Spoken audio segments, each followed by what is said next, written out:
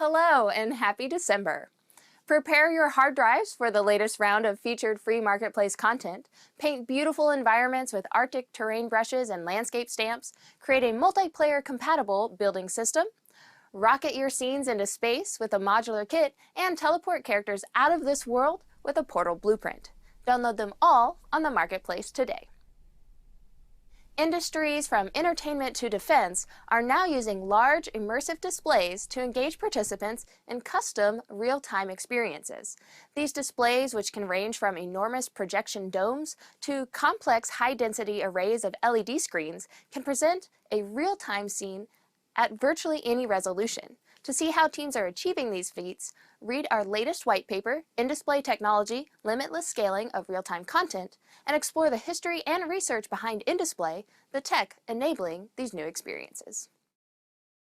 Upcoming third-person adventure The Path of Calidra looks to recapture that childhood explorative spirit through its whimsical lands, quirky enemies, and sprawling lore.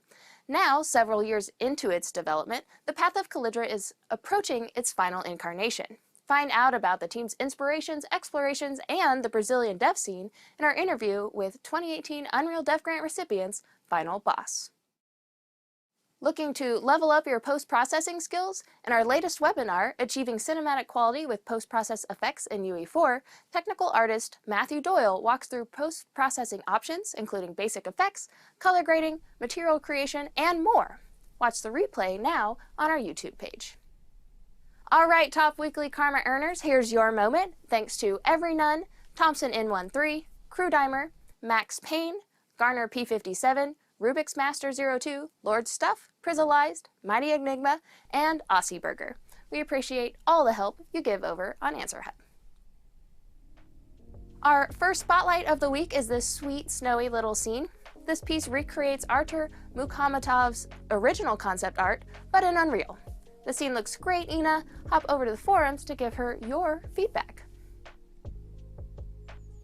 Next up is Avarice, a first-person, narrative-driven horror game set in the 1900s, built by students in just a couple of months. Play as Edward Armitage, a renowned explorer, returning home from an expedition gone wrong. Throughout the game, you experience a gripping narrative going through his curious mind and his interpretation of untold events. And to help the community better understand the gameplay ability system at a high level, Reddit user CPP Addict created this handy mind map. They enjoy the system's well-written code, computationally inexpensive calculations, and other features. Hopefully it helps you all too. That's it for today's News and Community Spotlight. Have a great week.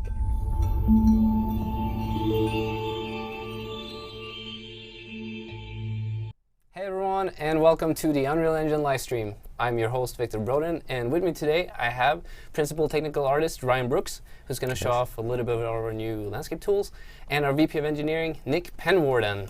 Hello. Thank you so much for coming. Today we're going to talk a little bit about what's coming in 424, and then give a little demonstration of our new landscape tools. Nick, you prepared a slide deck for us? Yeah, I can just start going through that, I guess. Yeah, it's cool to be on the live stream again. It's been a while for me, but always kind of fun to come out and talk a little bit about what the team is up to. So yeah, I want to talk a little bit about 424, which should be coming out next week, available for everybody. Of course, the previews have been coming out for a while now, so hopefully a lot of you have been able to check it out and get a preview of what's coming. But yeah, going to start with landscape tools, which are a big part of what we've been working on for 424. And I won't go into too much depth here because Ryan's going to talk more about the details around this later on and show some demos of what those tools look like. But some of the big beats there are we've added support for layers to allow non-destructive editing. So you can effectively have like 2 height fields and 2 weight maps and so on, so that you can have sort of your base layer landscape and then make modifications on top of it without destroying that base layer. We've also added the ability to be able to create custom brushes in Blueprint. And Ryan's created a number of examples in the landmass plugin, but you can also create your own. And it allows you a lot of flexibility in terms of how you can create your own tools for modifying landscape directly.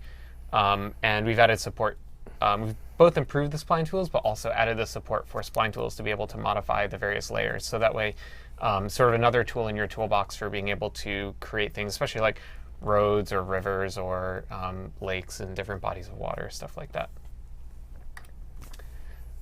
And kind of related is runtime virtual texturing. So we had a beta version of virtual texturing that shipped in 4.23, and we're now considering it production ready in 4.24.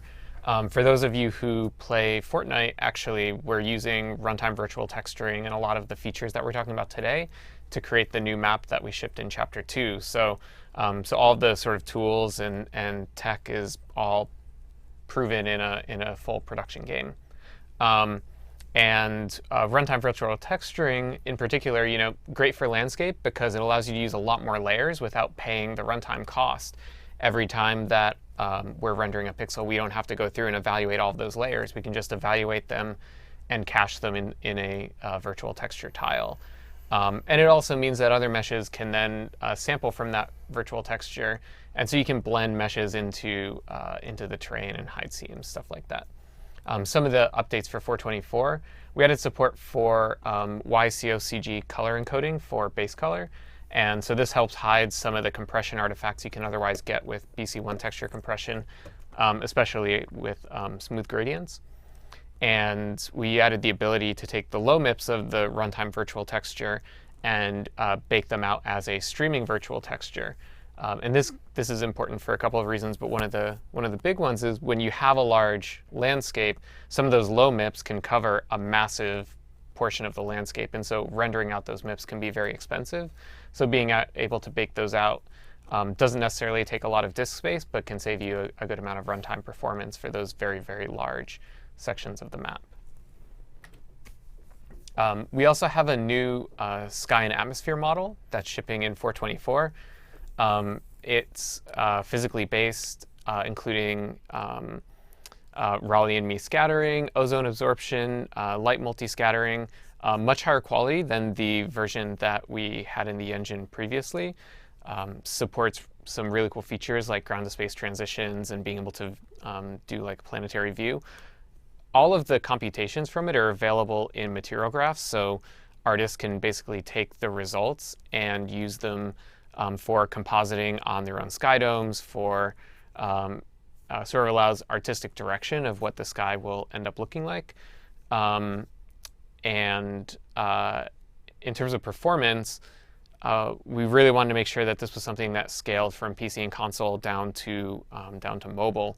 And so I have a couple of simple numbers there, but basically it takes about 1/3 of a millisecond to compute the lookup tables that are used on a PlayStation 4 and under 1 millisecond on an iPhone.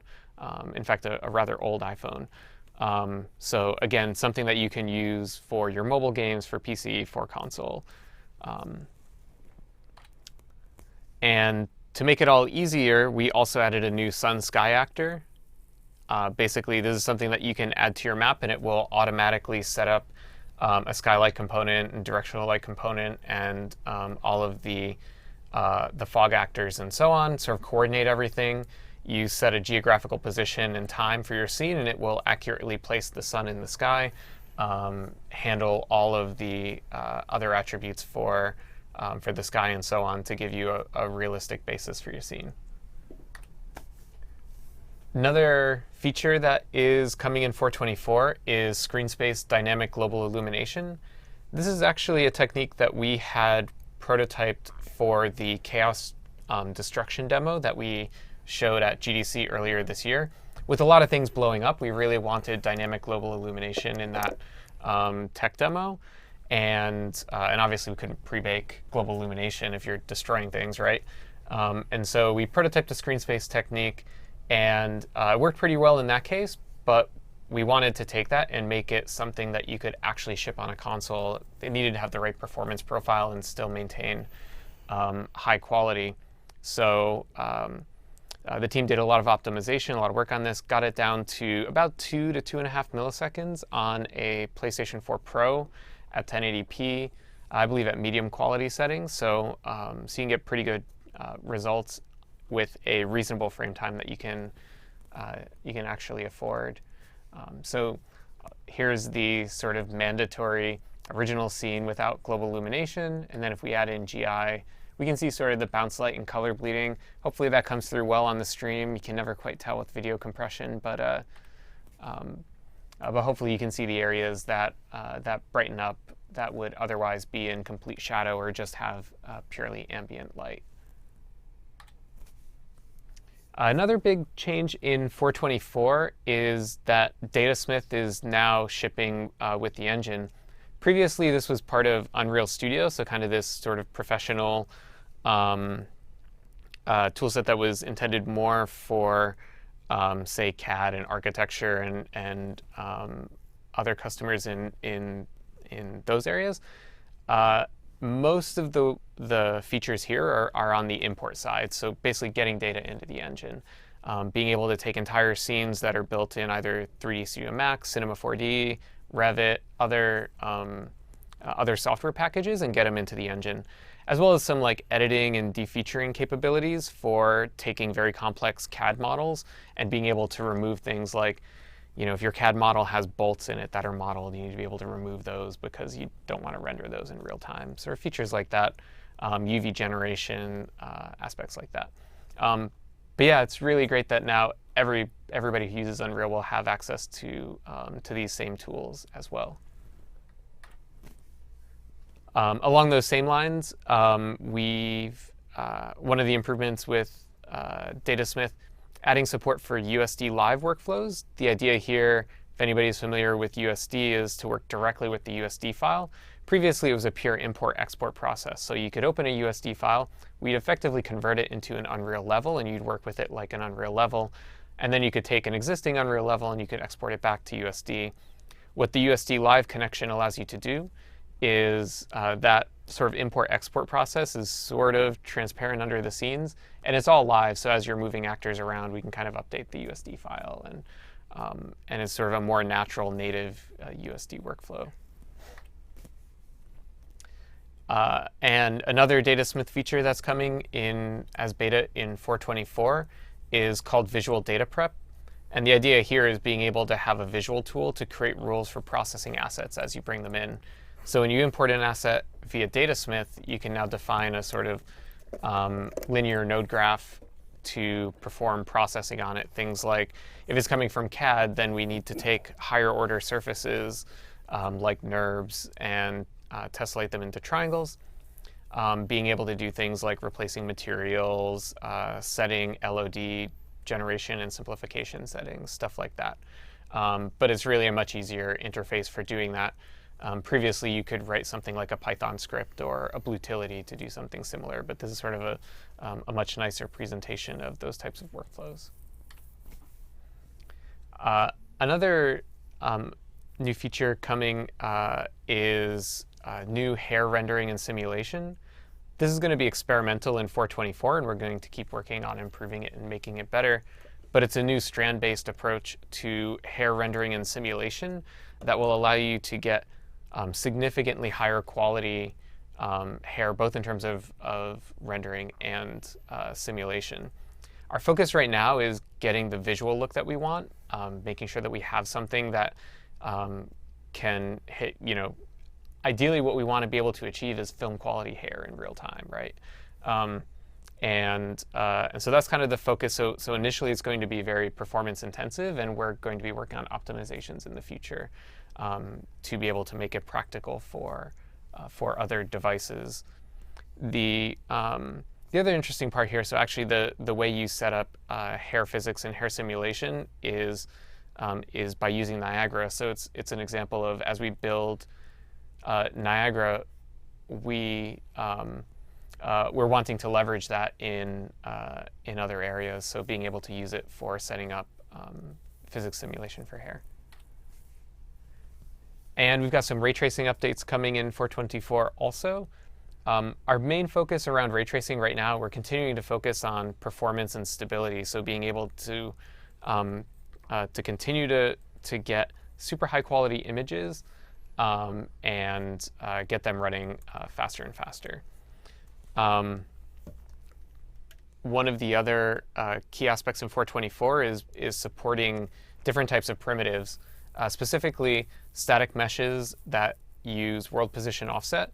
So basically, if you were doing vertex animation with a mesh, then as that mesh deforms, we need to go and update all of the acceleration structures in DXR for the ray tracing to actually work. And so there was a good amount of work to try to get that working efficiently, how we update it, how to get that all working well. Also, native support for like instance static meshes and hierarchical instance static meshes. We also have a new global illumination algorithm in 424 via ray tracing that's based on final gathering, which is able to provide both higher quality, but it's also much, much faster than the technique that we shipped in 423 and earlier versions. Another feature coming in 424 is inertial blending for animation. And this is the big feature here is being able to do an instant state transition, but making it appear smooth, allowing it to blend.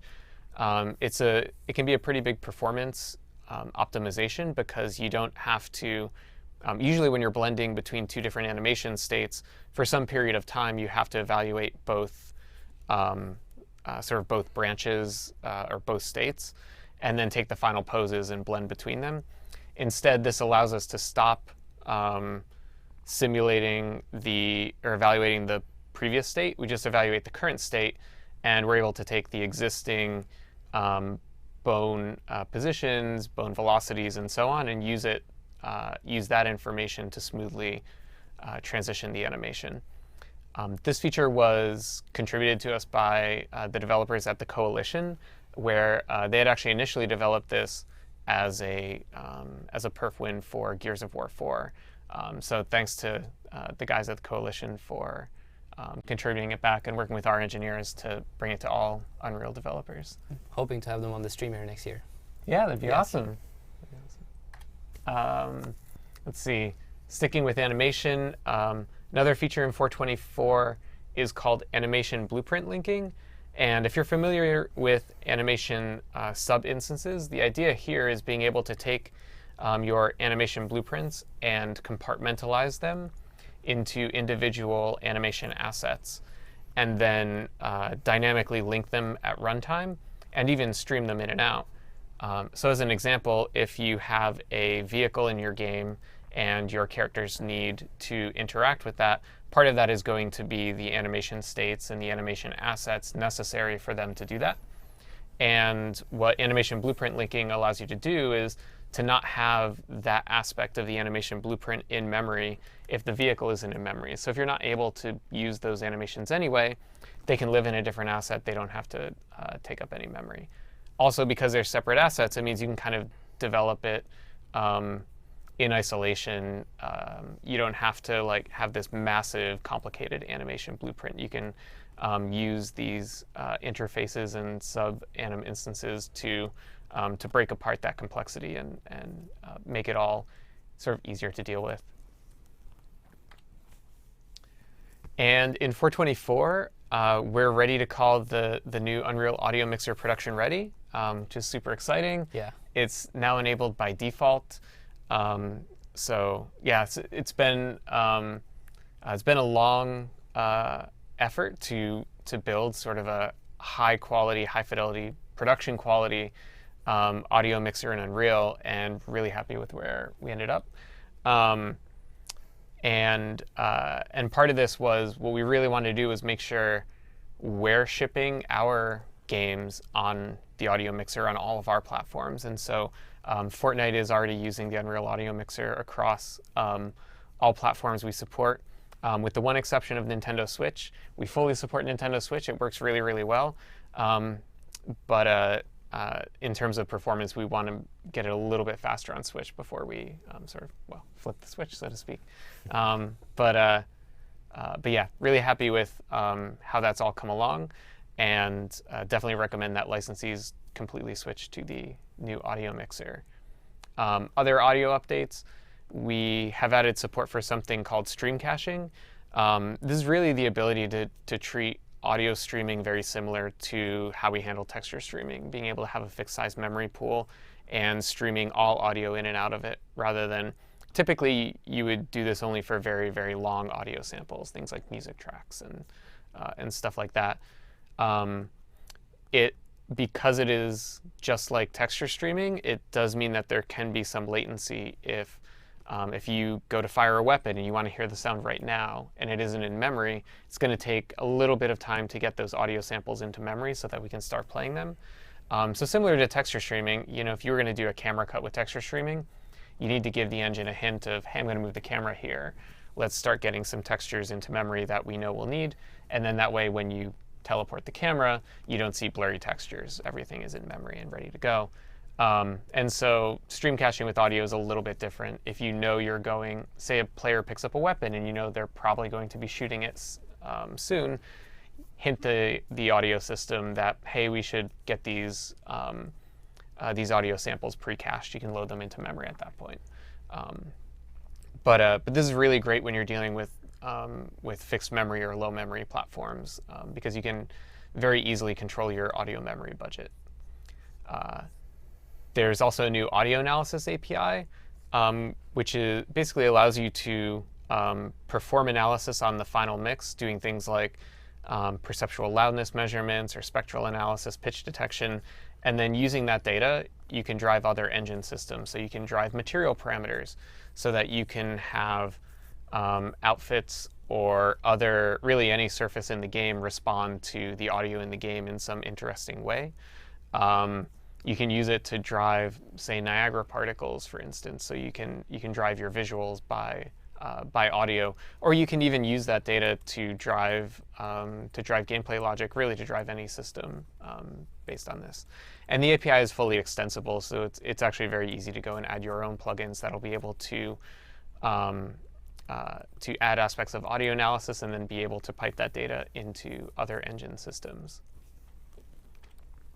And that's my sort of whirlwind tour around what's coming in 4.24.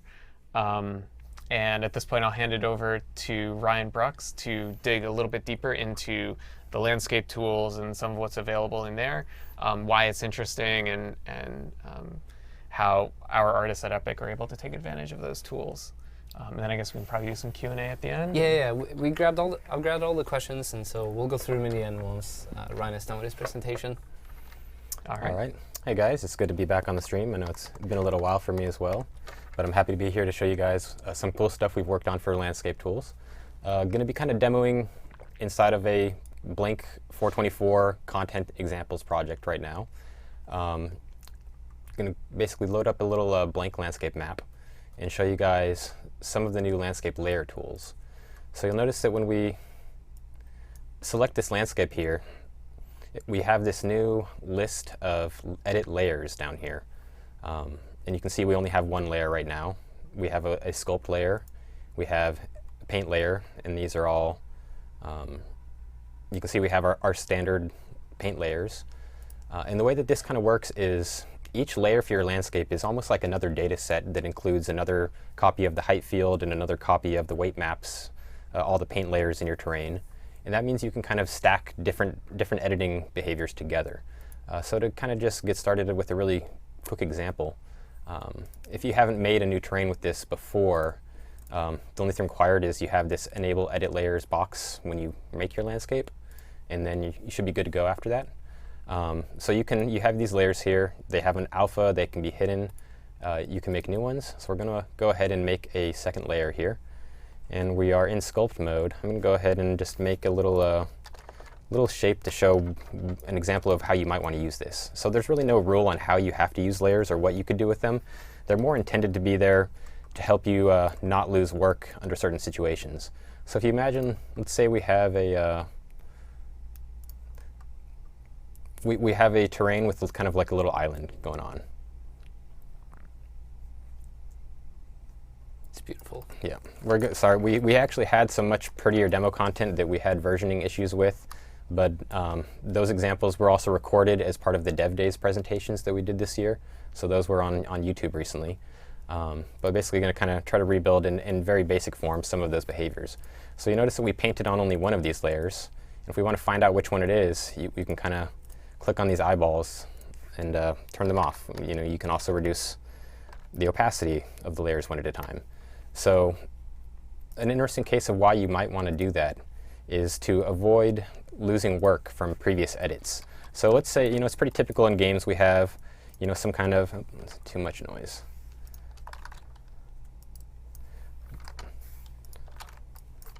Sorry about that. So it might be common in games that you have a terrain with some basic noise and some basic terrain,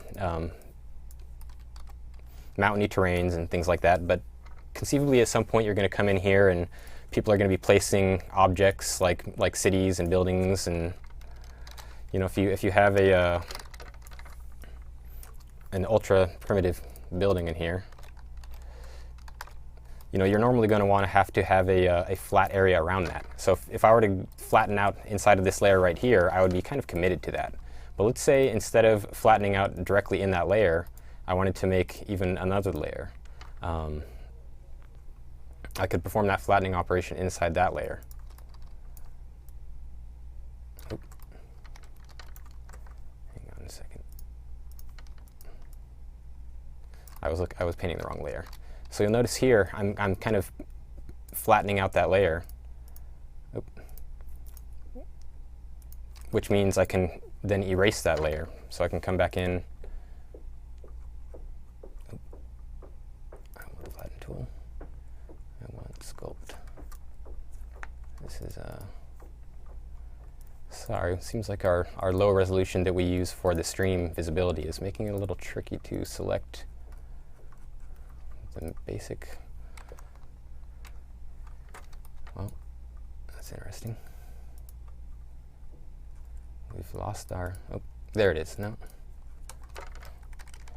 Well, I think we need to Jira this one. Apparently, if your UI is a little bit too small, we've lost the ability to get to our paintbrush. Yeah, we've scaled it up here for the stream. Yep.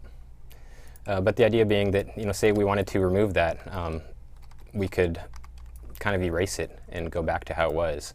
Although I'm having trouble getting back to the original sculpting brush. That is too bad. All right, well,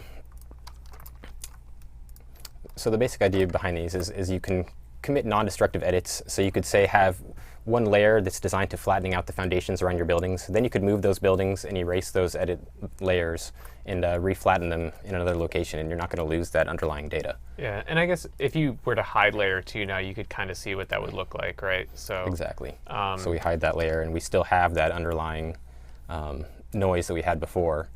Yep. You don't have to go back in and now repaint the noise or Right. repaint in the mountain that you painted out. Right. And so that the way that these work under the hood is they're kind of additive. So when you add a new layer, it's not going to be doing anything by default until you paint some values in it.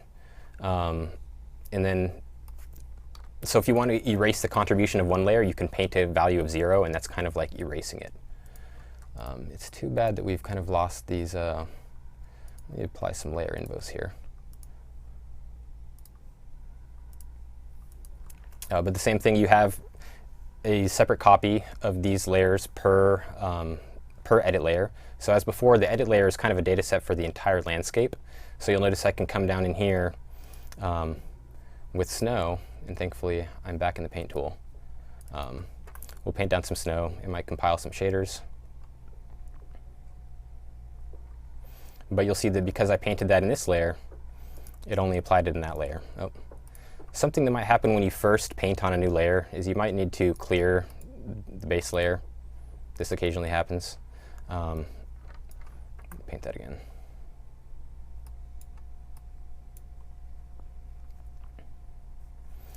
So you can see we painted snow in this layer, and we painted sand in this layer. So toggling the layers on and off, you'll see we have different paint effects and different height effects in each layer.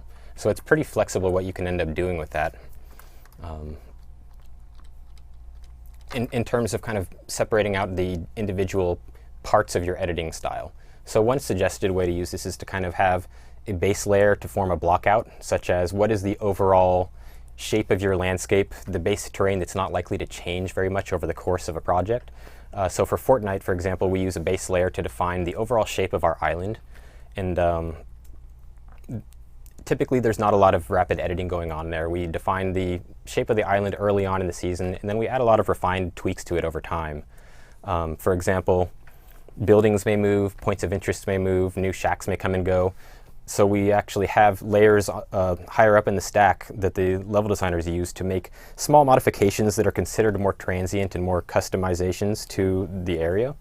So for example, we'll have, there's a layer in Fortnite called the details and hand painting. It is kind of like a polish pass that is gone after all the meshing and everything is in there.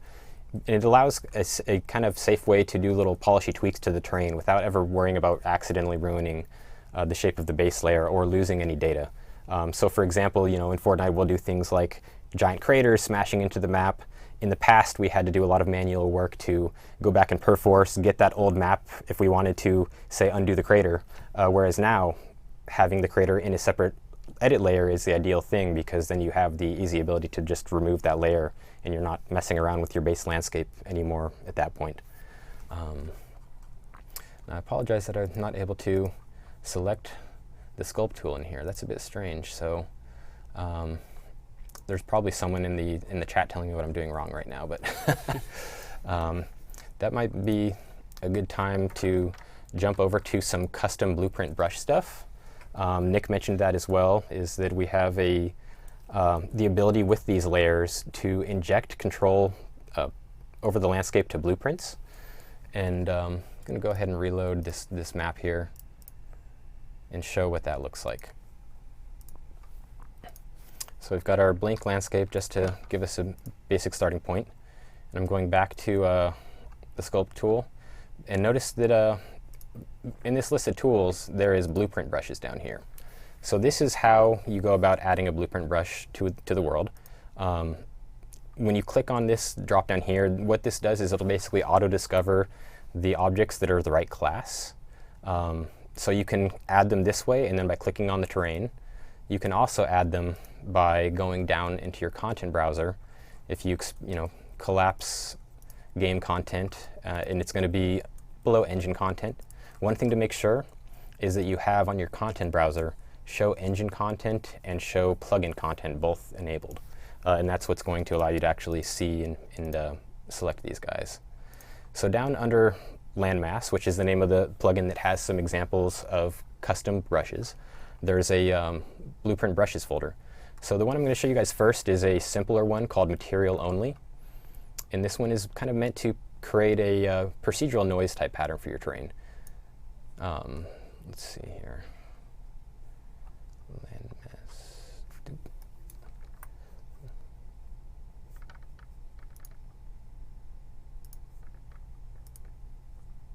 Oh, I need to select a layer. That's why that didn't work.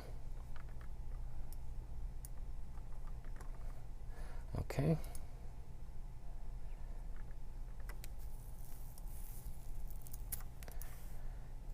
Let's see if this guy worked here.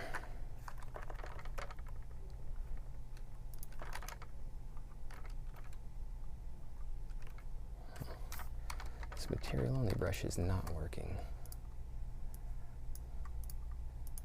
Well, let me try. All right, well, for some reason I had an issue with the material only brush. I'm going to go ahead and show a shape-based brush. So the way that these work is that you define a shape with a spline. Oh, look, we got our material only. Oh, you know what it was? It was compiling shaders in the background. Sorry about that. We're going to back up because it actually didn't fail. All right, here we go. So this is a material only brush. And the way these work, when you are in custom blueprint brush tool mode, you actually, when you add blueprint brushes to your terrain, you'll see you have kind of a layer stack here. So if I were to add another one, you'll see now we have two of these guys. We can select them. I'm going to go back to just one. And we're going to select it in the landscape tool. And you'll notice that this is actually an actor in the world called custom brush material only. And then it's a blueprint. So everything about this and how it affects the terrain is defined on the blueprint details panel. So if we go under brush settings, this is kind of defining the basic behavior of this brush. You see we have this gen noise material. It has a tiling, elevation, some seed parameters, some octave stuff, etc. So we're going to go ahead and mess with this a little bit. I'm going to back out a little bit and notice we don't really have mountains right now. We more have like noisy dirt or something. We're going to lower the scale of this, and we're going to increase the elevation scale.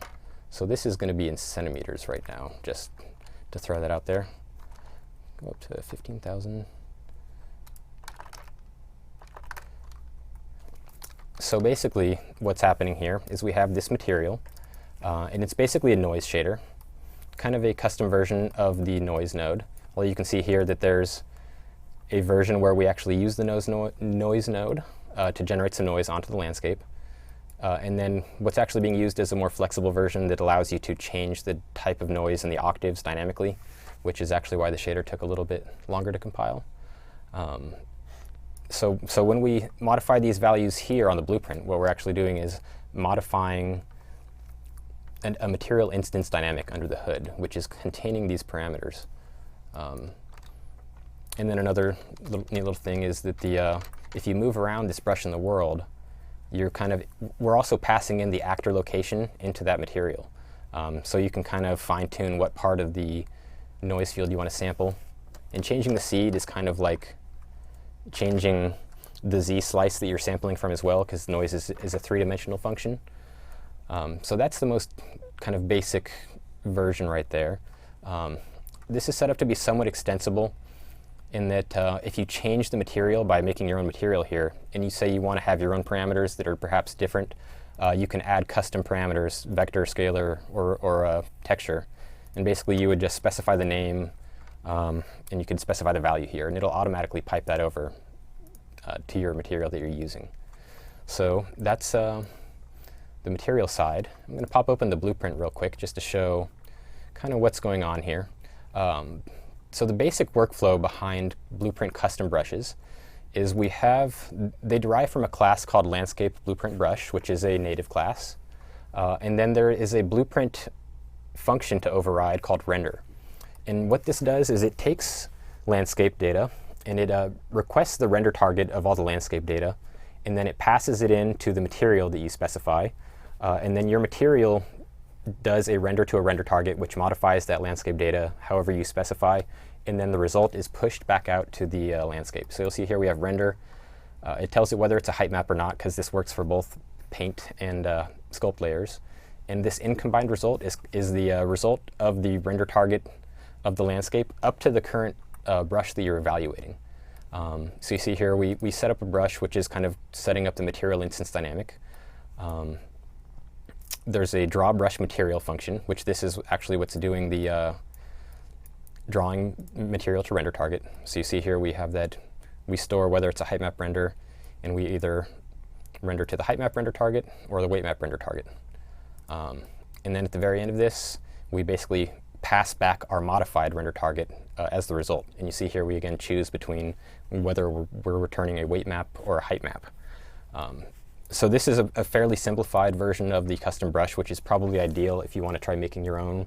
We're going to look at the more fully featured version next, which is a little bit more complicated in the blueprint side, although it's pretty much just expanding off of this same kind of paradigm, which is that you get some data from the landscape, you set up a material, and you set up a bunch of parameters on it.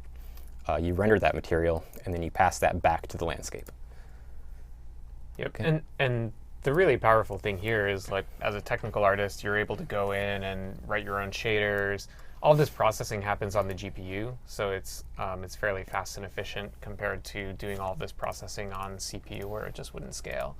So in terms of iteration and just flexibility, it allows someone like Ryan to go in and make really interesting modifications that in the past, you would have had to go to a programmer who has to go and add this feature, and it just shows up as another checkbox or another set of tools in sort of fixed function tool in landscape. And so kind of like the extensibility and flexibility here is right. Yeah, a key point. Improving iterations on our own tool prototypes, and also just we can never predict what other people might want to do, so this will unlock you to attempt something that we might never even think of. So another way you can kind of add these shapes, you can always just select the class down here and then click in the viewport. But there's another way which is a little bit more interactive. And if you look in the details panel after you've added a custom brush, you'll always get this actor called Landmass Brush Manager. And this guy is kind of just a resource manager for all the common things that all the brushes might need to do, so they're not all wasting memory. They kind of share some resourcing. And on this blueprint, there is a little kind of a helper to draw shapes. And this is kind of like a mock-up of the lack of this being a fully nativized feature. But it turns out you can do quite a bit with it. What this lets you do is kind of pick what type of landmass shape you want to draw. You specify what z-plane you want it to start on. And then this kind of works similar to the BSP drawing shape tools, if you guys have ever used those, in that there's a little description here, but rather than read it verbatim, I'm just going to paraphrase it. It works by when you hit begin shape, you've now entered into this shape drawing mode. And whenever I hit spacebar, it's going to recall that. And once I've placed more than 3 points, now I'm kind of like dynamically previewing that shape and its effect on the terrain. So every time I come in and press space, it's kind of dropping down that point. And now when I come out here and say complete shape, now it's done. And you see it added it over here. We have that is a little spline shape, is an actor in the world. And it's just like any other actor. You can scale, rotate, modify the points. You can duplicate it. The only rules about duplication are you have to be inside of the landscape tab right now, otherwise it will not associate to the landscape. But that's usually not too big of a deal. If you ever accidentally duplicate something, you can basically assign it to the landscape by copying and pasting it with the landscape tab back open. Okay, so just to kind of simplify this again and focus on what we're looking at, I'm going to delete that other material only noise, because even though it's cool, it's making it a little bit less clear what we're seeing. So here's my brush that we drew. Let me make this a little bit bigger, easier to see. Focus on what we're looking at here. So you'll notice that we kind of have this shape drawn down, which is kind of defining, it's defining the profile that we're going to do. But there's a lot of things we can do to modify this beyond this point. So there's kind of a cascading level of settings here. Most of the important things are under brush settings here, such as what type of thing it is. We could say it's not a landmass outline, it's a spline mesh, and that's going to kind of make this into a road. We could say we want that smooth or hard, just as a kind of a quick way to fix between that. You could say material only here as well, which is kind of allows you to use some of this deluxe functionality mixed in with the material only if you wanted to. A single mesh would let you specify a static mesh and kind of splat that onto the terrain as a depth. The most common one is landmass outline, because that kind of encompasses plateaus, mountains, a lot of things. And then spline mesh kind of defines rivers and roads for the most part.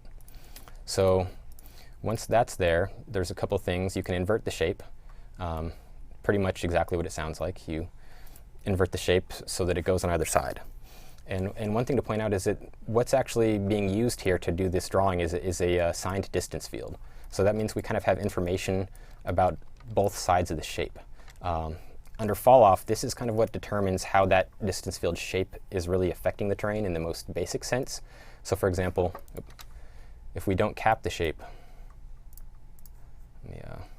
our terrain has a certain maximum T elevation. So there we go.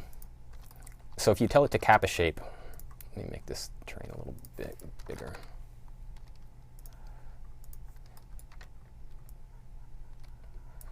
If you tell it to cap the shape, it's basically just going to flatten it out, which means you're losing the interior of the distance field.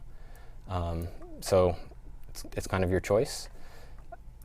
And notice that we have different modes for blending the fall off. So because these are distance fields, you can actually blend based on angle.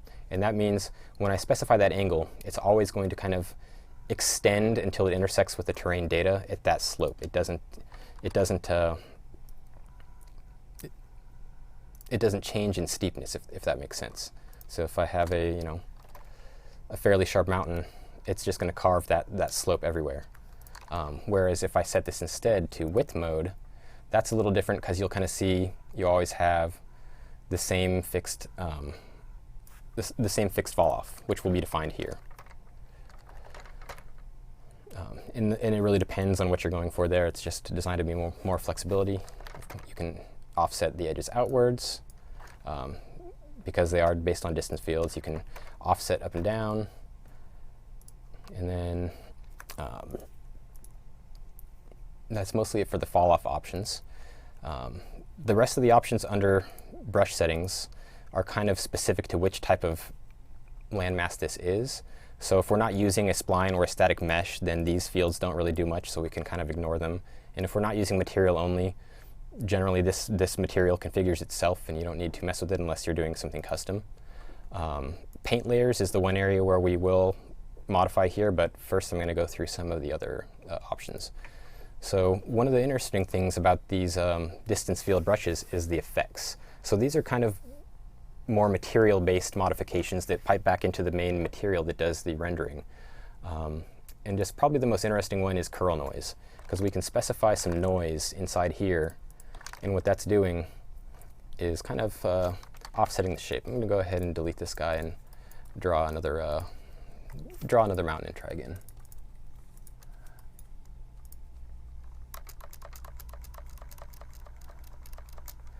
Okay, so we've got our little mountain here, and you'll notice it's always looking a little bit geometric before we have any real noise to it. But when we start adding curl noise, it's pretty quick that we can take that basic shape and make it look into something more organic. You can even take the curl noise to some ridiculous extremes if you feel like it, and it's almost another way to get kind of this appearance of a really crazy looking valley or something like that. Almost looks eroded, although generally you're going to want to use values of less than 1 for either of these. And how this is set up under curl noise is you have 2 octaves, curl 1 and curl 2, and you're basically you have separate control of the strength and tiling of each of these. So you'll notice that I have one really detailed curl noise, which we can increase the tiling of. If you go too far, you might get something weird like that. So we can turn down the detailed one, or we can turn down the more macro one. So generally you'll kind of want a little bit of a low frequency breakup and a little bit of a high frequency breakup. So, probably enough to where you still are defining your shape with your brush, but not to where it's so random that it's just completely random. And then once you've got these, you're free to manipulate the points as you want. The only limitation on the landmass outline is that the points individually do not have z height. They're always assumed to be on the same flat z plane. So one of the next pretty interesting effects is smooth blending. So you'll notice right now we have that angle blend mode on, and it's always going to be a 45-degree slope, up until the sharp peak down into the bottom. But what we can do is there's these smoothing threshold options.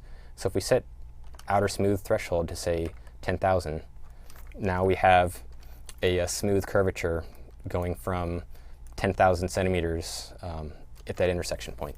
And we can also smooth the inner, although we have to actually have the cap enabled to show that. So if I'm going to turn back on this cap, move this guy up a little bit.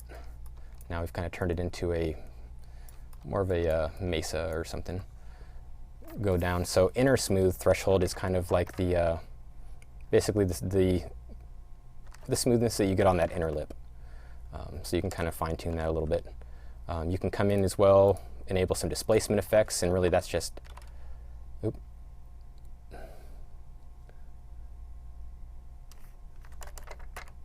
there we go. It's because it's in world units. You can specify texture, change the tiling on it, all sorts of things like that. And you can also change how much it affects the weight maps. So there's also some additional options for curves. You can use a curve to define the profile of the mountain, although that version requires you to be in width-based fall-off, because it's not exactly straightforward to map the curve to the angle fall-off, because you don't really know the true extents of the fall-off until it's been applied. Go ahead down here a little bit, and then we turn off that displacement, so we're looking at one thing at a time. Turn off that blending again, so we go back to hard edges. There's a terracing option, which is interesting for some stuff, but let's see here.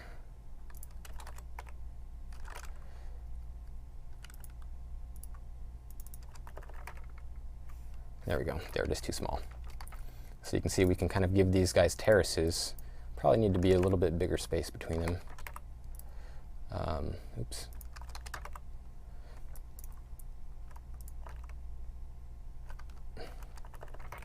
push that out. There we go. And one cool thing about the terracing is that you can change the smoothness. And this is a function that goes from hard-edged up to fairly smooth, to where you're going to get actually smooth, continuous little terraces on there. So you can use that in combination with additional brushes on top of this to kind of vary up those bands as well. And you can fade it off. So we'll go ahead and turn that back off. So the next thing I'd probably want to point out to you guys is how the paint layers works here. So far we've just been showing how these landmass brushes could modify the height field, but they can also modify paint layers as well. So you'll see if we go down to the paint tab on landscape, just to double check our layers, that they're there. One thing to double check is that you actually have a layer info assigned. I forgot to save that into this test map. Otherwise it's likely going to crash. Yeah. Go ahead and save this map just in case that does happen to us, so we don't It's always good to do that twice in a row. Yep. Okay, so now we have these 3 layers. They're just sand, snow, and rock. I'm going to go back to our mountain. I'm going to simplify some of that curl noise out of it just for now, because I feel it's going to get in the way a little bit of what we're showing. Okay, so now I'm going to go down and I'm going to say, let's say, place some rock. So we have back under at the very top, under brush settings, I'm going to go back down to paint layers. Just going to add one, and then we're going to type rock. It's going to compile shaders, of course, because it didn't have that permutation. Once that does, we'll see that we have kind of rock applied inside of that shape. But we have kind of a different version of these same fall-off controls that we can change per layer assignment. So say we want a really big soft gradient of that rock. Let's go even bigger, say 20,000. So now we've got this kind of gradient here. There's also the option to have weight map influence. Let's go even bigger to make this obvious. There we go. So we've got this gradient that we're kind of controlling here. We have the same ability to edge offset it, inward or outward, however you want. And that's another one of the benefits of it being assigned to distance field. You have all the data going inside the shape as well, so we could say, go completely inside the shape. And then it's up to you how much you want to break this up with the texture. So you see, as we start to bring in some of this weight map influence, it breaks up that effect. And how broken up versus how blurry that is depends on kind of this gradient width combined with the texture influence. So say we had a much smaller fall-off width. Let's reduce this offset a little bit. Now we can have the texture influence be more like it's a hard edge kind of biasing the effect. So there's no reason you can also have more than one of these per layer. So we could just go ahead and keep on adding another one. Say maybe we want sand as well. It's going to compile again. Let's let me see real quick. There we go. And sometimes I've had an issue where if you add a new layer and it doesn't show up, sometimes just lightly clicking that paint onto a component will kind of kick it back into seeing that layer.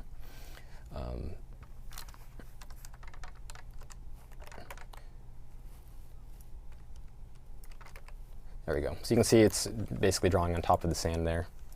But we could do all the same things, kind of layer these effects.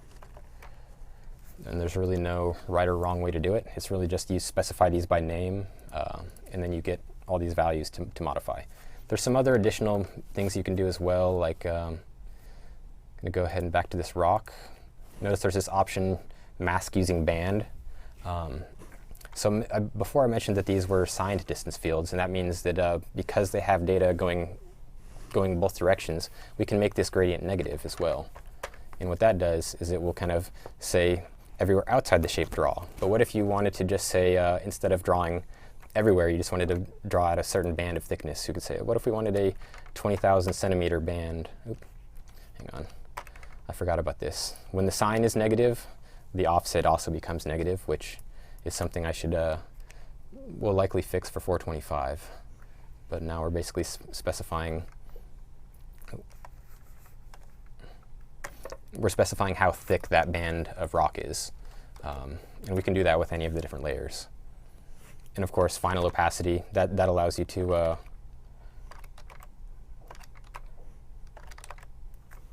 adjust the opacity of the result kind of as a final multiply without changing the blending behavior where the transitions occur.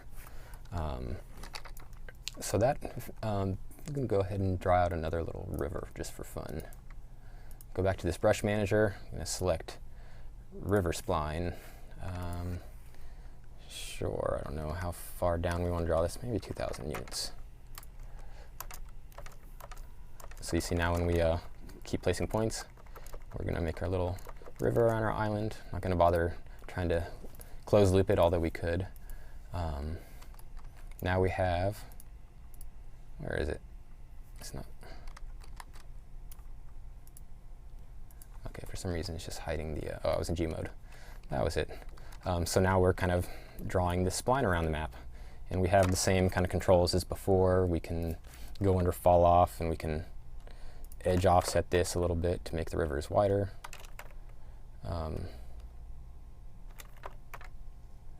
We could go down to the spline mesh, and we could say, what if we want to actually show the spline? Then we're actually going to get river meshes there. So, and then what you would typically do here is use some of the options under fall off to mess with that offset and the bias. Obviously you'll want, this is the offset here is useful for rivers because you can say, make sure my terrain is below the spline. So you could kind of use this for a lot of cool things. And of course you can do the same texture-based effects within these individual splines. You could come up and go back down to paint layers, and we'll say, what if we want sand and rock in the river? So you see we got, just typing it right away, you see something. So you might want a little bit of a sandy bank down there, and that allows you to kind of, layer in multiple effects pretty efficiently. So we're getting a little bit. How are we doing on time, Victor? Are we able to go over a little bit if we need to? Okay. Because we were hoping to also show a little bit of the sky stuff and the virtual texturing stuff. Unfortunately, due to that same issue with versioning that I mentioned, our virtual texturing demo did not load, so I apologize for that. But we do have a separate project, the one that was used for Dev Days, with kind of a quick example of some of the sky stuff. So just going to jump over and show that real quick because I know some people in the forums were asking about this. I'm going to go ahead and make this maximized. So unfortunately this terrain has a default material, and that's why we chose to demo inside of the other project. But so this is demonstrating the new sky atmosphere that's in 424. And probably one of the most handy features that Sebastian Hiller added with this is if you hold Control L, you now have a little gizmo directly in the viewport for controlling the sun altitude and angle. So you see left to right motion, pans the sun left to right, up and down, lowers and raises. And so it gives you just a pretty convincing result right off the bat. And there's all sorts of things you can change with it. I'm going to go ahead and select this guy. And, and I looked at the forum earlier, and there were people asking about, well, how do you do planets? Well, technically this is right now set to be, this is in kilometers. It has the radius of Earth. So you could go outside this, but pretty much the only way to do it is to crank this up and then book it into space. But you will eventually get far enough away and you will see the planet. It's like it's being rasterized there. Yeah, there's a little bit of an issue when you really have an Earth-sized planet when you go between the fallback of scene depth to the analytical planet intersection. Let's see if we make this planet about 1/10 Earth scale. There we go.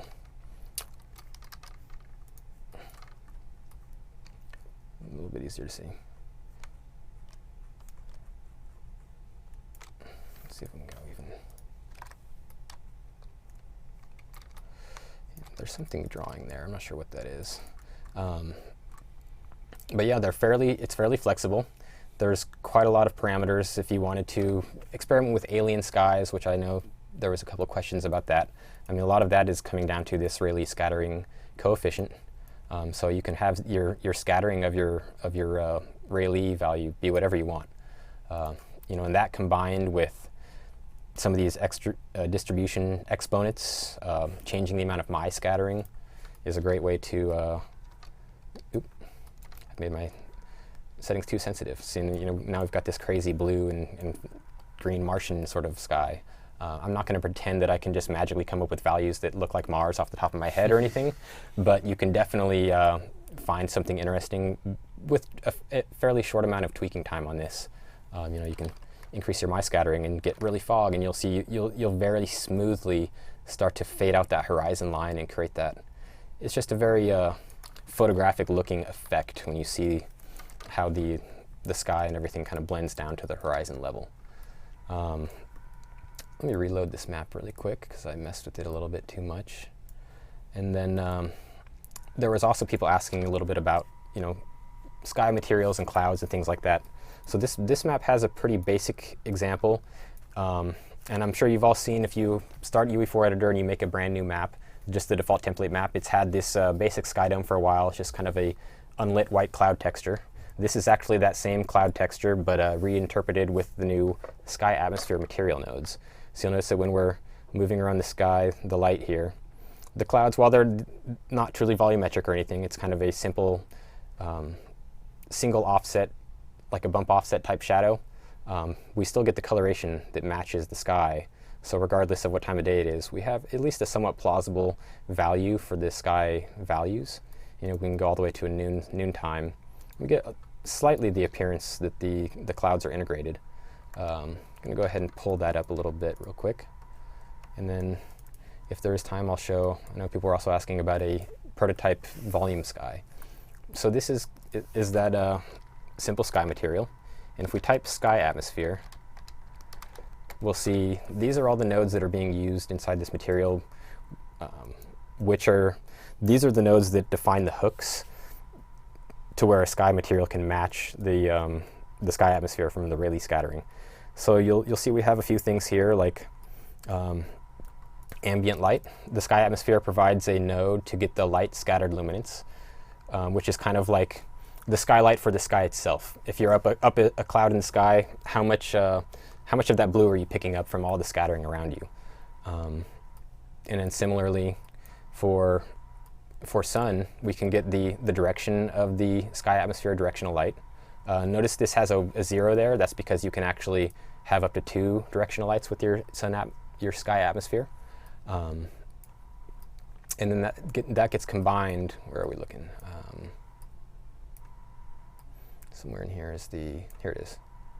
So view luminance is kind of like the fog that the view ray picked up. I'm just going to go through these. Light luminance, there it is. So this right here, the sky atmosphere light illuminance is how much energy a point in space received from the sun itself. So basically having these as 2 different nodes, the light luminance versus the scattered luminance, it allows you to kind of control your lighting terms based off of the parameters of the texture. And if you look at this texture, you can see it's the same texture I was talking about, not a particularly next-gen texture or anything like that, but just to show what you can do with even existing old content. What's basically happening here is we have 3 samples of this sky texture, and we're kind of doing a bump offset type where we take the light vector and kind of push the UVs around, and then here's a good example. Kind of create a self-shadow using a simple exponential term that's based off of how much the density of that texture changed going towards the light direction, and then kind of adding all those terms back together at the end, and then another lookup for the opacity, which provides the alpha. So this is something that I feel it provides a pretty good way to get really cheap and good, well-matching sky materials into a game. But of course, you don't have to stop here at just simple textures. You can take it a little bit further if you want as well. So I'm going to go ahead and change this out to a more complicated material. And this, I should mention at this point, we're jumping a little bit out of 424 right now, and this goes into 425. But this is a material people can find if they have GitHub access. Hopefully nobody minds the breaking out of the 424. We're always excited about what's Yep, coming next. exactly. But this is something we don't have any concrete plan or timing on when we plan to do it. But we've kind of always wanted to do it. So notice this is a volumetric sky prototype using a volume texture. And you see it still kind of matches up to the sun. And we can change quite a few things about it, like get this. Oop, that's not what I wanted. So this blueprint here kind of defines that. We can change things like the cloud altitude, the cloud layer thickness. We can bring it down, bring it way down, change the bias, and then you could have very low density, very soft clouds. And I should mention that this is a very slow prototype that requires a 2080 Ti to really perform decently. Otherwise, it'll chug. So it's not meant to be, this is something you're going to put in your game anytime soon, but it's more meant to show this is kind of the same application as the material we previously saw, just applied to ray marching. And all those same nodes for the sun color and the scattering color and all that, it just kind of works when you hook it in to replace your traditional lighting values. So now it just all matches up. It's pretty satisfying to play with. So I would suggest, everyone should definitely try 424, try the new sky atmosphere, try moving the light dynamically. I don't have the example of the sky actor set up in here, but another thing that you can do is in simulate mode. Let's see if we can do.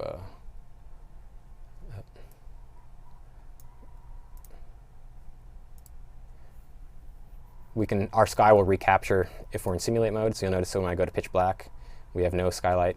When we go up to noon, now we have some skylight. The thing Nick mentioned, basically you won't have to be in simulate to do that, but it can be pretty handy to be adjusting your directional light while looking at your skylight updating dynamically. And I found that it's something that people usually overlook a lot is you rotate your sun around and you think, oh, I'll just rebuild lighting later, but it often changes a lot more than you think it will. So being able to see that dynamically change really gives you a good advantage in terms of really getting a photorealistic scene. You really want that instant feedback. And then of course you don't have to, if you're not wanting to update dynamically, you don't have to do that at game time, but definitely recommended for development. I feel like I got through most of the major beats that I was hoping to get through. We had a few rough spots, but are there any questions on the Slack or on the forum that we can there are plenty of questions, right, and sure. I think the first thing we should tackle, because there are a lot of questions around it, is whether or not these tools can be used at runtime. And correct me if I'm wrong, but I believe that all of these tools are used in editor time, and then they, including the layers and the brushes, everything gets baked down into one mesh, right? Correct. Well, not necessarily. It is texture data, but when we say each layer is a whole new terrain data set, that means you've got a copy of the height, a copy of the paint layers. All those copies get collapsed down to just one of each at save and cook. So you're not going to have 5 sand layers and 5 rock layers in 5 heights. You're just going to have one of each. So those kind of get all compressed down. Kind of like, imagine if you're in Photoshop and you said merge layers. It's kind of like when you're saving the map and it's going off to your game. It's always doing a merge layers for you, but it's keeping all the same data. And so that was another question. There's no merge layers option in the editor? There is not, although it was definitely something that was frequently requested. There's a couple ways around that right now, such as you can right-click and export from the layers and you can re-import into a base layer. But yeah, a merge down and a flatten are some of the more important things we need to add into the next version for sure. Yep. On that topic, there were just to clarify, because there were several questions on it. It's also not then possible, right, to say move one of the blueprint brushes at runtime and move them, right? You won't see right now. It's not, because of this. It uses some fairly GPU-intensive render target resources that were not really budgeted to load all that in just randomly at game time. But it does get requested a lot. Particularly like Fortnite has requests to do things more dynamically like that. But I guess we'll see what we can do, but we don't have any concrete plans there yet. Yeah, there were some examples, sort of like having a comet come and crash down, make a crater, right, in the landscape. But then it was a lot more than just merging it all together as one, one data set and then shipping that. Let's see. Let's stay on the landscape tools instead of what we just, and then we'll go back a little bit more general to the 424 features. Let's see. I have to filter out all the runtime questions. Will volumetric light maps support level streaming in 424? I would have to check the release notes. I don't remember off the top of my head. So, It's a question sorry, for I don't Daniel, remember. guess, huh? Yeah. We'll follow up. I was in the previous section. There's a lot of questions. And there was a lot of comments that this is really cool. Awesome. It's like people like it. See, they're wondering, is there any trade-off using the 424 layers? I guess you might sacrifice some of your runtime editing performance. It still does benefit from a pretty fast video card. On Fortnite Season 11, we used a system very similar to Landmass, but more geared toward the water system, which we'll share more in the future. And we ended up getting the level designers 2080 Ti's because they ended up having over 50 of these water body or 50 of these custom brush assets on their terrain. So it's kind of a lot of rendering that has to be done. So optimizations are definitely planned for the future. Right now, the biggest kind of downside to how they work is that for every brush, it requests and returns the entire landscape. So the slow part of that right now is not actually the GPU render of the render targets. It's passing all that data back to landscape and then splitting it up into the components and updating bounds and things like that. So we know there's a lot of low-hanging fruit that we can optimize, but we kind of just got really fast machines right now to work around it. But we're aware that we, to scale, we'll need to hit a better performance target. Yeah, and I would expect maybe one of the other things to keep in mind would just be disk size. Each layer is, again, its own copy of the height map and weight maps and so on. And so if you have many, many layers, then you're going to pay disk size space for that and memory cost for that. But that's only a cost while we're working in editor. Only in the editor. Yeah. Yep. Yeah, Yeah, the runtime cost is actually no different whether you're using layers or not. Is there a way to link foliage volumes with the new layer system? So, I mean, not directly itself, but they can read landscape paint layers to mask. And there was one other new feature that Nick talked about in the Dev Days talk, but didn't quite make the cut down slide deck, is that foliage types now have inclusive and exclusive masking. So prior to 424, I believe you could only have an inclusive mask. You could say, hey, if I have this rock layer, spawn these rocks here. But then say you had a river layer, you couldn't say, hey, don't spawn these rocks in the river layer. You had to then basically erase that river layer from your rock layer. Whereas now you can say, spawn on this, but not on this. So it's kind of like a and/or logic, essentially, or a little bit more flexible. So I would say that probably gets you close to what you need there, but feel free to hit us up afterward with a more specific use case. Can we apply displacements on different layers and use it as an additive blend? Yeah, so the displacement, like I was mentioning before, when you make a new layer, it kind of is defaulted to a value of 0. And each landscape layer can kind of store a range of 0 to 65K, but we split that into -32, +32K. So if you have a displacement that paints down in one layer, you can definitely keep on adding those and stacking them. And yeah, it would look like displacements adding each other.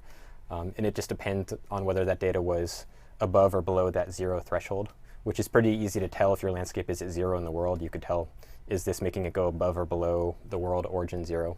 And you could use that as kind of a reference. Is each layer its own asset files so that you can have multiple people working on different areas of the map? I don't believe we got to that part yet. No, they're not different asset files right now. Certainly it's come up because a lot of the benefit of some of this stuff is to increase people being able to work together on different things. And someone was asking, and you showed us a bit, maybe they missed it, if they can make custom landscape brushes in this latest version. Yep, you can. So I would suggest if you want to make your own custom landscape brush, this was probably toward the very beginning of the talk, but down under, go back to this build. So down into the content browser, under plugins, and of course remember to show engine and plugin content. Under blueprint brushes, there's this custom brush material only, and I would say this is probably the most basic brush to use as an example. It's not, it has a few features in there, but really it's just it's creating material instance dynamic, it's setting some parameters, they're really not that many, and it's drawing material. The construction script does specify, there's some cache stuff, but yeah, you should be able to basically duplicate this and modify the material and add onto it kind of as a base without really. Yeah, this is a good starting point to start trying to make your own. Yeah, versus the other one, the one that uses the distance fields, a little bit more complicated, but it still has some. You could definitely still feel free to look in here. You know, there's quite a few more functions and things. There also are a few generic components inside here. Like if you look in the brush manager, I mentioned that this is the actor that gets added behind the scenes to store common assets to kind of reduce memory waste. If you look in here, there's this jump flood component. This is actually what's making all the distance fields. So you can kind of, and this is a blueprint that's, can be added, or sorry, it's a component that can be added to other blueprints. So it has all these functions for finding edges and jump flooding and things like that. So in a way, it was attempted to be split up somewhat modular. So yeah, if you wanted to look into your own jump flooding, you could look at this jump flood component and see what's required on that. And yeah, I'm definitely intending to help provide some more written assets or either blogs or working with the documentation team to help make some more clear examples on different things we can do here. Yeah, it's definitely a fairly technical endeavor to make a new landscape brush, but obviously there's a lot of flexibility. You can do just about anything you want. Some of the questions are around, and maybe you want to talk a little bit about the benefits of doing this in editor versus in a DCC tool and then export it into. Sure. I mean, Ryan could probably talk about this a little bit as well, but the biggest thing is being able to actually see everything update in real time. Like, as Ryan's going around and moving around spline points, adding new brushes, changing brushes, I mean, you get to see exactly what it's going to look like in game at the end of the day. Without, if you're in a third-party DCC tool and using all of their tools, then you import everything into the engine, and now you just have this one layer. Now, some of the aspects that Ryan was talking about with multiple layers, you're moving, okay, this city actually, like, it really needs to be over here for gameplay reasons, or I want to make, Comet hit the world, and I need to make, I need to sort of like create a crater here. If your process was go back to the DCC tool, do all of your modifications there, pull it in, and then you have to go and update all the actors to move them to like coordinate it with that. I mean, you could have the brushes for making that indentation. I mean, they're part of the level and set of assets that go along with the world. So you can drag that entire city around, that set of actors around. It will just go and modify the landscape for you. So. And another benefit is that if you painted foliage, it will move with the landscape, rather if you imported something externally, right? I mean, I would have definitely loved to have these tools when we were working on the kite demo.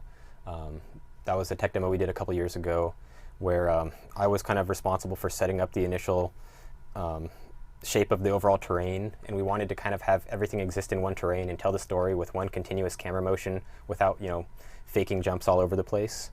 And that was kind of a huge pain, because what we had to do is try to make things look neat in World Machine, bring it in, look at it in the editor, find out it didn't quite match what we wanted to from like a scale or camera perspective, and basically rinse and repeat until we had magically all these 10 or 12 different vignettes all working together. If we had just been able to do that in the editor, looking at the editor camera, looking through the editor FOV, it definitely would have made some of that a little bit easier. Can you make a multi-pass brush, such as erosion? Yeah, so right now there is a simulation class of the brush, but it's not fully hooked up. To go into erosion, you actually have to venture into a little bit of a older version of landmass. So landmass actually started outside of landscape and using a static mesh asset. So there's a map in here actually under landmass landscape maps called landmass erosion shallow water.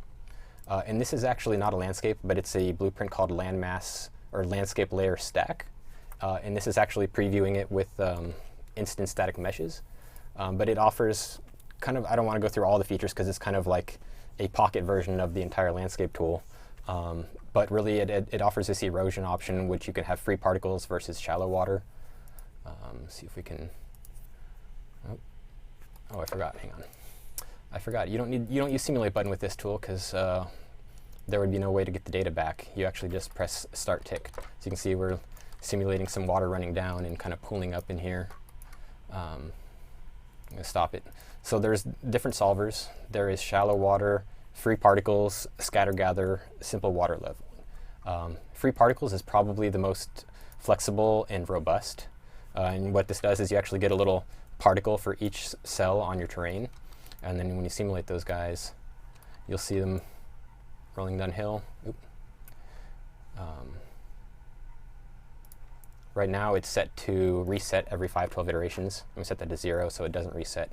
So we can kind of just watch these particles fall down the terrain. We could tell it to erode the terrain with advection. In this whole time you can kind of toggle the water on and off. It's a little bit extreme right now.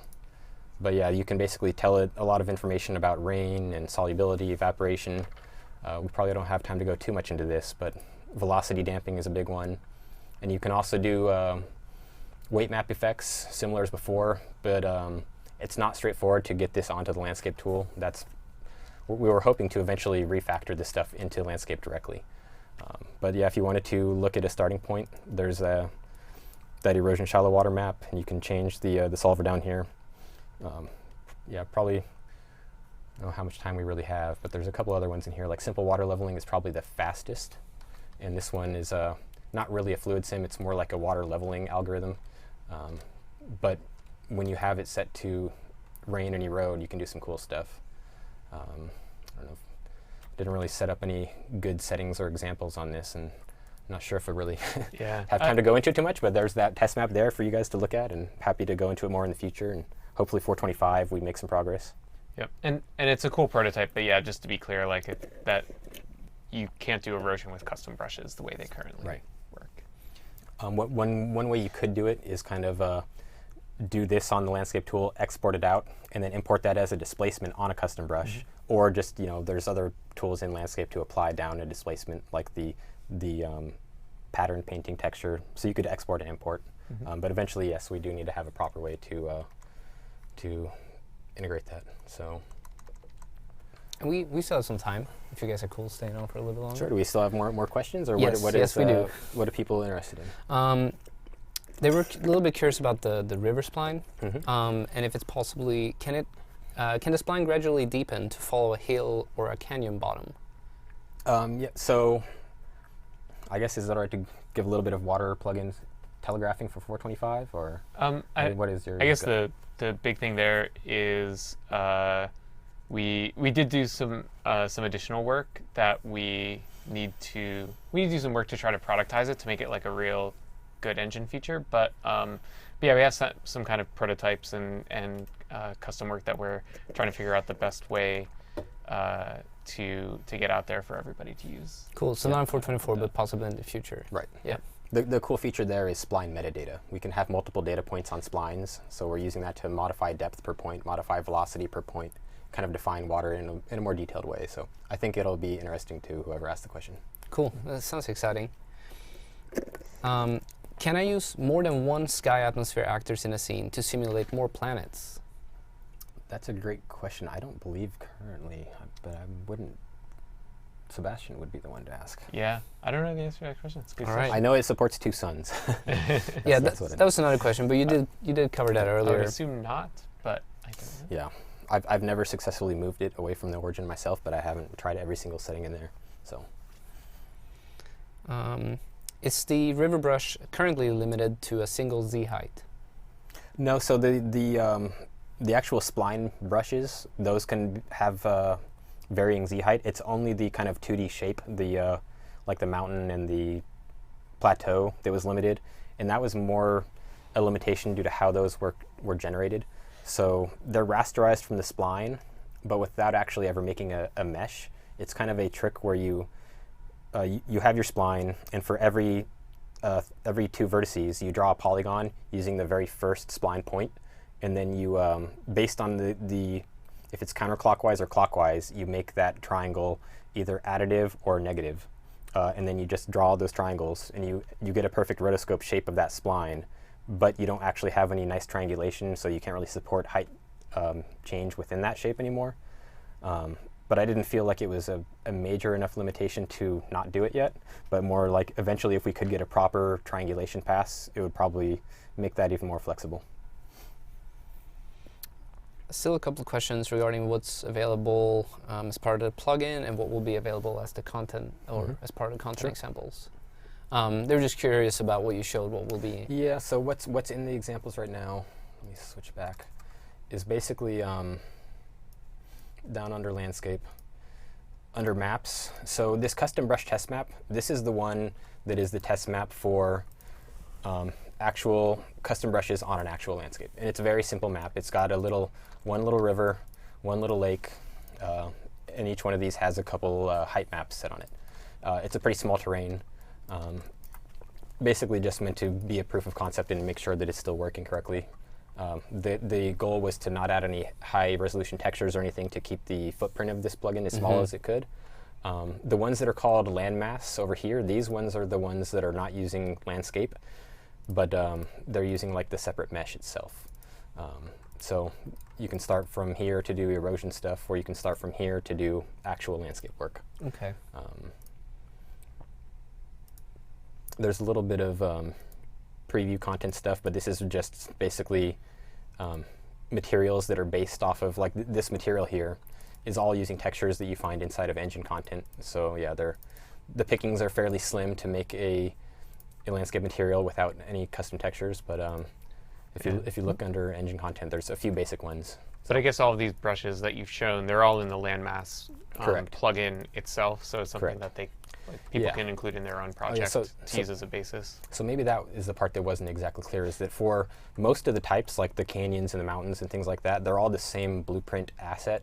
It's just this drop down for brush type that you're changing. Really, there's only two major types. Even though there's this river here, that's just kind of like a subclass of custom brush. So you can kind of make data only children, where you say, hey, all I did here is like select this box and change this default, you know what I mean? So you can make your own blueprint versions that are kind of just changing the defaults and changing the modes. And that can be pretty useful, so you don't end up redoing all this work. And you kind of create some nice archetypes. But yeah, really the material only and then the brush landmass, these are the main two ones. And these guys over here, that's the brush manager. You don't really need to interact with it outside of making sure that it's there, and then you get these shape drawing tools. That's pretty much it from the brush manager. All right, let's move back to some of the general questions that came up during Nick's presentation. Let's see, still landscapes. With runtime virtual texturing, does this mean we can use large landscapes in VR? Can you use large landscapes in VR? I mean, ultimately, that's going to come down to the complexity of the landscape. I can't answer that without knowing the type of content. Like, it's basically build a large landscape and start profiling it, and you'll probably have to work at like what it can do is it can mean the number of layers you have don't impact the per frame performance that much anymore. So it might allow you to have more layers than you could in the past. With something like VR, where you can absolutely never drop a frame at 90 hertz, you do need to be careful of the tiles will update over time, and how many tiles do you need to update over time to maintain quality, and making sure that that stays within your frame budget. So there's still going to be some sort of performance and technical aspects to keep in mind. But it can absolutely help taking a complex terrain and making it more affordable. And it can probably also give you much higher resolution textures up close. It can absolutely help with that, yep. Let's see. It can actually also help in the sense of, like, you know, some of the, I think in a much earlier live stream when I think Jeremy was on, he was showing some examples of being able to take things like taking a bunch of instance meshes and rendering them out into a virtual texture and then sampling those on the terrain. So rather than, some of those are nice performance optimizations where you're not rendering all of those objects every frame. You render them into the virtual texture, you sample them on the terrain, and it's a good way to to add terrain detail without adding a lot of cost to it as well. So. They were a little bit curious about the performance impact for using the new sky and atmosphere. Is it similar to volumetric fog performance impact? It's going to be much faster than volumetric fog. Okay. I think Nick gave the times. It's fairly inconsequential, not entirely, but like yeah. I think I had some times on the slides for I think updating the lookup textures on PS4 was around 0.3 of a millisecond, and updating the lookup textures on an iPhone 6s was under 1 millisecond. So yeah, absolutely usable across a variety of devices. And actually, I mean, we're using this in Fortnite Chapter 2 as well. Do we have a sense for what the old Sky atmosphere was costing? I assume it couldn't have been that much faster, right? Like they're probably similar-ish. I don't remember the numbers, but it's competitive for sure. Nice. Could you? They were wondering about any examples of applications for USD workflows.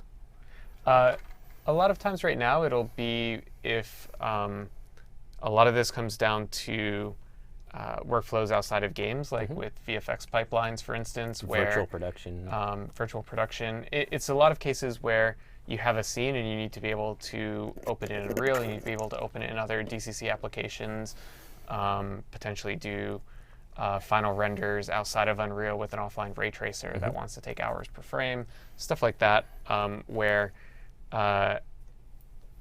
you need to be able to, you want to be able to go into Unreal and in real time scout out areas, modify your scene, and then be able to go back to your other DCC applications and see those update in real time. For traditional game workflows, most of the time you're going to be building your final world in Unreal and rendering it in Unreal. And so where you don't need live updates between sort of DCC applications and Unreal, it's going to be less useful. That's pretty good. As always, they're a little bit curious about Chaos. Been a big beat this year. And they were wondering if it's going to be built in 424. 424, no. It's still available in the same early access state as it was in 423. I mean, obviously, there have been improvements in terms of additional improvements to stability and performance and so on. We've been working a lot on it. Our goal is with 425 to be able to make it the default physics engine in Unreal, and bring it to sort of production-ready status where we recommend that everybody start using it for their new projects. It's supposed to have parity with sort of existing features then. With physics, yep. Yeah. Let's see. Another one about runtime.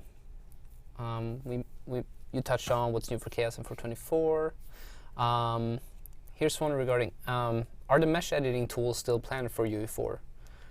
Yeah, and in fact, there's, I didn't really talk about it here. We've been doing a lot of work with the mesh editing tools. There are a number of new improvements to both sculpting and polygon modeling that will be available in experimental form in 424.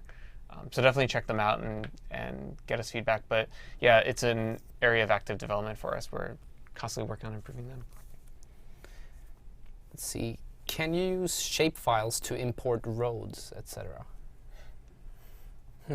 Right now, there's no existing way to import a path for one of these splines, but it's something that probably could be done with a pretty lightweight blutility of some kind. Okay. Would be my guess. Will there be skeletal mesh instancing in this version? Skeletal mesh instancing, no. And that's not something that we're actively working on at the moment. Can you use virtual textures with height maps for landscape layers? Yes.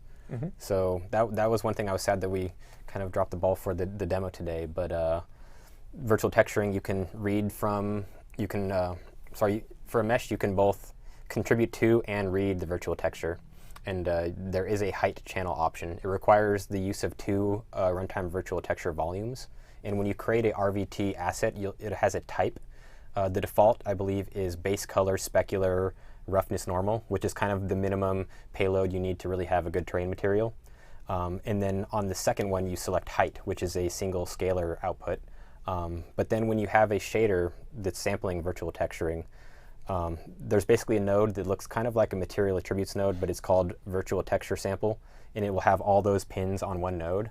So even if you have multiple virtual textures, it all lives on one node. And then in the shader, you can read the landscape height, you can blend. Some other really cool things you can do are you can conform your meshes so that the flat bottom matches the slope of your landscape. You can blend to the common landscape texture when you get too near the landscape so that you don't see seams. All that stuff is possible, and too bad we didn't show it live today, but we'll make sure that we get a demo out there at some point. A little bit back to chaos. Is one of the main end goals for chaos for it to be deterministic? For it to be deterministic, not exactly. Probably not in the way the question is being asked. So, simple answer is no. I think it's in regards to multiplayer and such. Yeah, I mean, we are going to be working on multiplayer and physics and how those two work together and how we can enable high quality networked physics and physics interactions. So that is definitely a goal that we have with chaos. Let's see. Is there any improvement for the collaboration template for VR? For the collaboration template, I'm not sure what that is either, actually. They might mean multi-user editor and the fact that you can do it in VR. So it might be the multi-user example project. Yeah, there might be an update around that. I'm not sure. So you're getting close to the end here. I think that's pretty much it. There was one question I wanted to round off with. Here's a good one. Can you export the merged data for landscape? That is a good question. I know you can definitely export the individual layers. I believe you still can. Let's see here. If we go down to landscape. We'll find out in real time. Exactly. So we have our landscape layers. We should be able to. Yeah. So basically, you can export the target layers here. You can't quite export the individual layers yet, but you can export the final result. Okay. So that's what I was mentioning before is kind of the workaround for the lack of a bake or merge down is export the result and then re-import it with lesser layers, and then it's kind of baked down into that lesser layer. Let's see if there's any that came in the end here.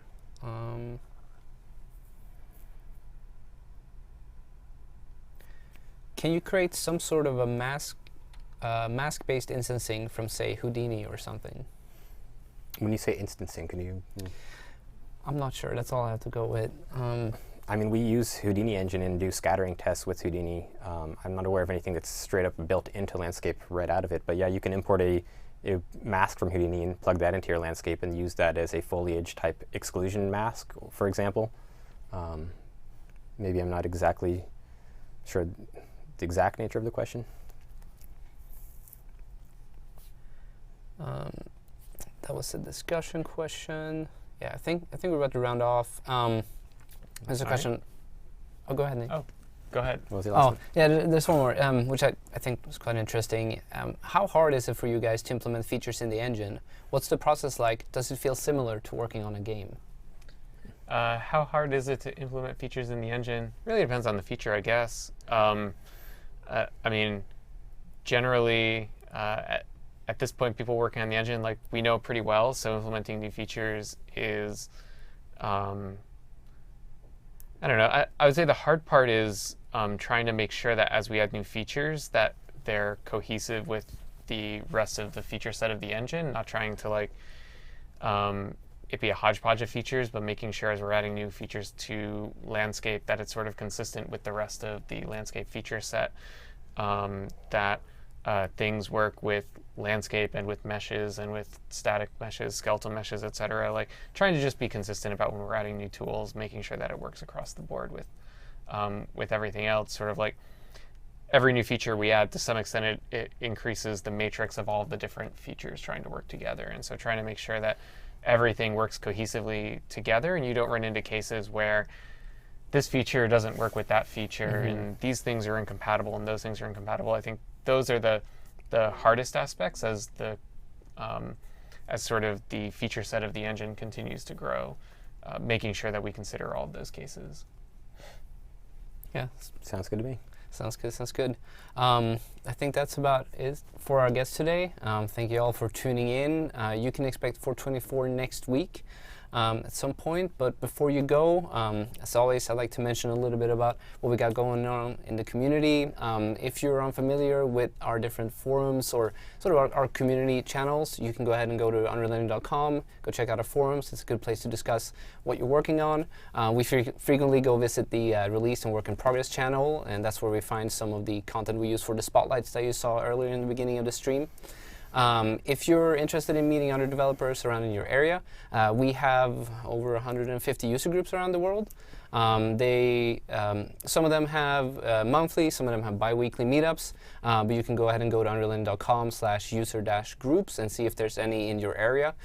If there are none and you already have a little local community of developers or creators who are making things, and you're interested in sort of being an official Unreal Engine meetup group host, you can go ahead and send an email to community@unrealengine.com and we will talk to you about what it's all about organizing a user group. If you stream on Twitch, make sure that you use the Unreal Engine category so that everyone who's interested in what you're doing in Unreal Engine can go ahead and tune in. And then, don't forget our community-driven Discord server, Unreal Slackers. Just go to unrealslackers.org and you'll get an invite right there. I think they're close to over 27,000 members now, which is really cool. Awesome. It's very, very active, Nice. good, quick discussions, especially considering the game jam we had last week. I think the game jam channel definitely spikes in the amount of messages that are going on in there. And on that note, next week we will be announcing the winners of the 2019 Epic Mega Jam. The judges are hard at work, making sure that we go through all the titles. We had over 460 submissions, which is way record, beyond. right? It is definitely a record, and it's way beyond our previous record. I did some of the statistics, and we actually had over 1,000 individual developers taking part in anything that got submitted. I know the signups on Twitch was definitely a lot higher than that, but definitely 1,000 was part of submitting something. So it's really exciting. That's what we're doing next week on the stream. Come watch me and Amanda play all the games. And then I think until next time, thank you, Nick and Ryan, for coming on. Thank you. There was definitely a lot of words such as like Ryan Brucks sorcery going on in the end, especially when you're just throwing up some kind of fluid simulation out of nowhere, which is quite interesting, and I think everyone is looking forward to those tools in the future as well. If you have any other questions, go ahead and hit up the announcement thread on the forum. We can go ahead and loop back there and see if there's something that we didn't cover that we might want to touch on. But other than that, until next week, we say goodbye here from the studio, and I hope you all have a good week. Bye, You guys. everyone. Thank you. Bye.